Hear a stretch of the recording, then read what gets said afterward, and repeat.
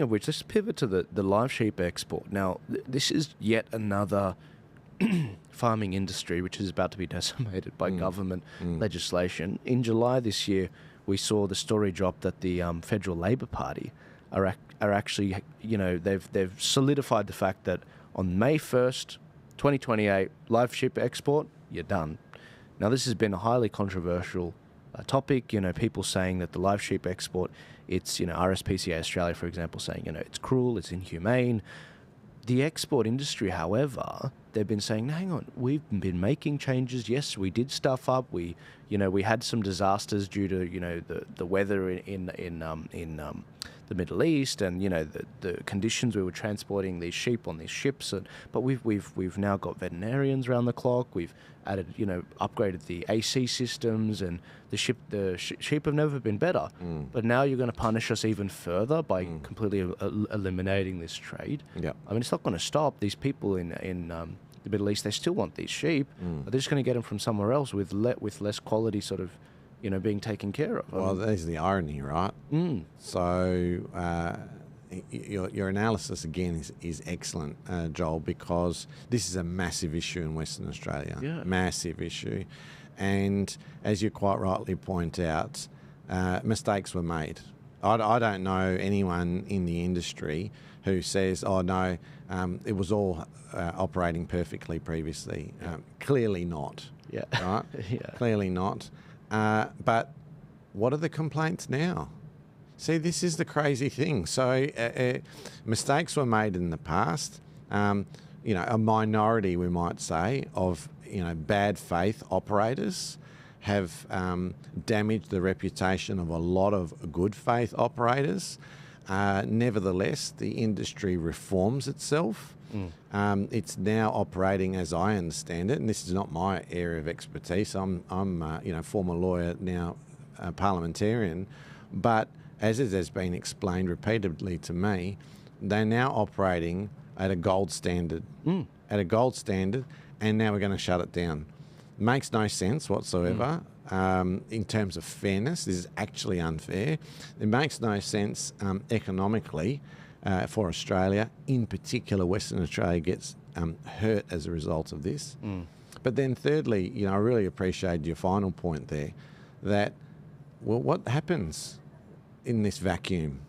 If Western Australia and Australia doesn't provide this live sheep market, where do you think it's going to come from? And do you think that the standard is going to be gold, as we've been providing in recent times? None of this makes any sense. This is plainly a case of political ideology being rammed through, rather than proper debate, proper consultation, an enhanced policy position. None of that's happening here, and there is a big campaign continuing in Western Australia, both with the Liberal Party and the National Party, obviously, pushing back pretty hard on that. So I think Labor's going to be punished in the regional areas outside the Perth metropolitan area, but there's plenty of people in Perth who support the farming industry. So it's going to be interesting to see how badly they get punished there too. Yeah, they had to keep the sheep rally, I think, on about the 9th of September, it might have been. And they came to Canberra. They flew across to Canberra, a big, let's call it a gaggle of them. But there was quite a few of them. And I was learning about this industry, and I was like, oh my gosh, so this is a uniquely, a lot of people in Sydney might be like, we have heaps of that in New South Wales and Queensland and Victoria. No, we don't. No, we don't. This is actually a uniquely WA thing. To export sheep whole and live is a unique thing. Part of the reason I think they ship it to the Middle East so much is the Middle East have certain halal practices, for example. They need the sheep to be alive. So that they can, because there's certain ways that you kill a sheep that's halal certified. For example, you got to face the sheep towards Mecca and kill it, for example. Like that's the sort of thing, or the cow. That's the sort of thing they do. And there's certain trades and bleeding processes that they follow. That's why they want the sheep alive and as it is. But they're going to kill off this whole industry. Farmers are going to commit suicide. The industry is going to be decimated. There isn't a simple pivot to a new industry.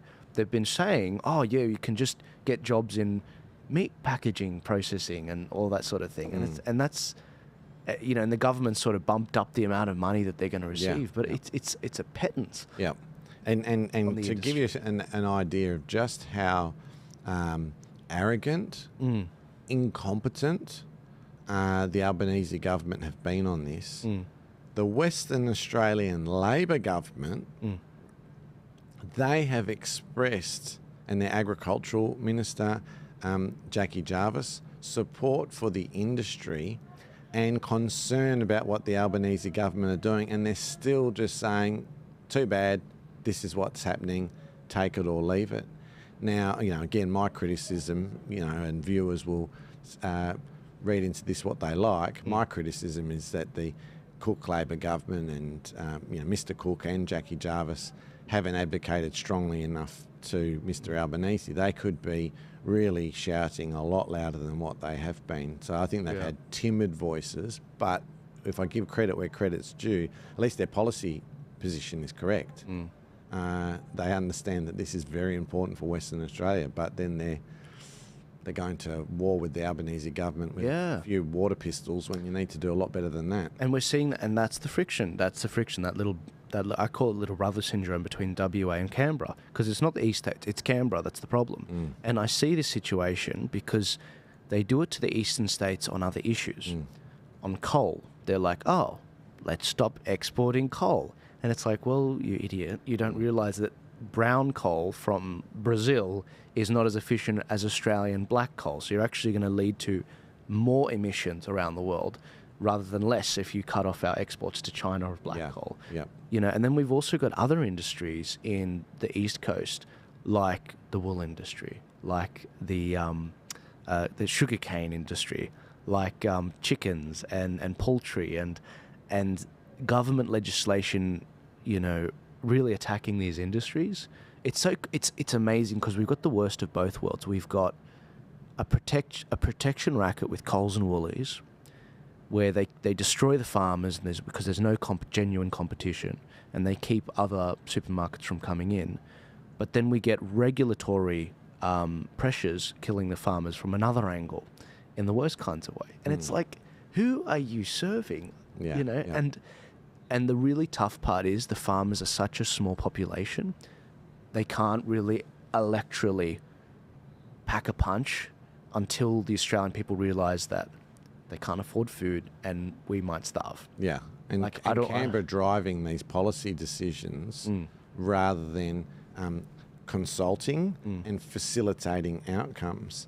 And them driving policy decisions time and time again is a disaster. And wasn't it a beautiful thing on the voice referendum, just to quickly segue back to that just for a moment, to make this point, wasn't it a beautiful thing that every jurisdiction says no, except for one, the ACT, which says yes? I just thought that was just the icing on the cake to just expose what's going on there.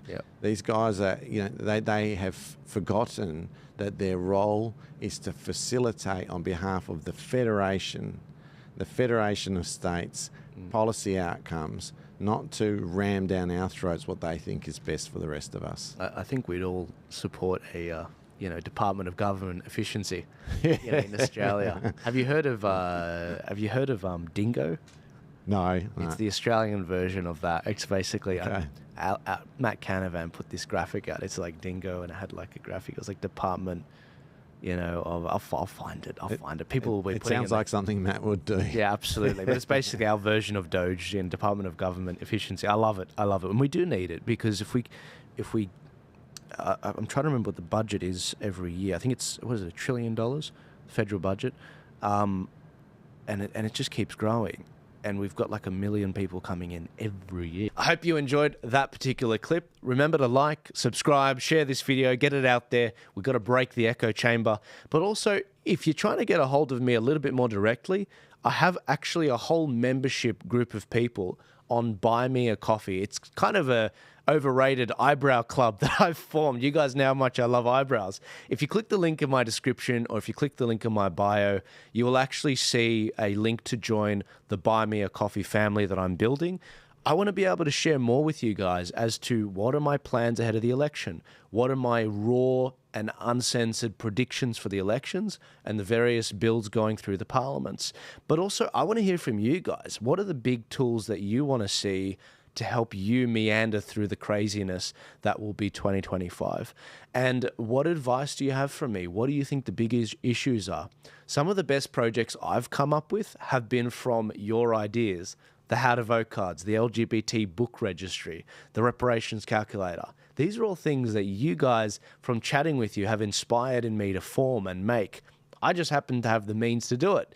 But I want to actually, be walking around with both eyes open as to what's going on in this country. And the best way to do that is through you. It's through family. And I think that's why they try to destroy the family unit in this country. If you want to join the club, click the link in my description, click the link in my bio, join the family. There's 3 different eyebrow tiers, bronze, silver, and gold. You don't have to go for the gold one. The bronze one is really good. We're going to be chatting monthly on a Zoom together. We're going to be chatting about what's going on in this country, and I'm going to be able to hear about what's going on in your lives, what you guys need, and where you see things going. And I can be a little bit more raw with you and let's just say swear a little bit more, which I really want to do. I'll see you guys later. God bless you. Thank you again for your support, and I'll see you in 2025.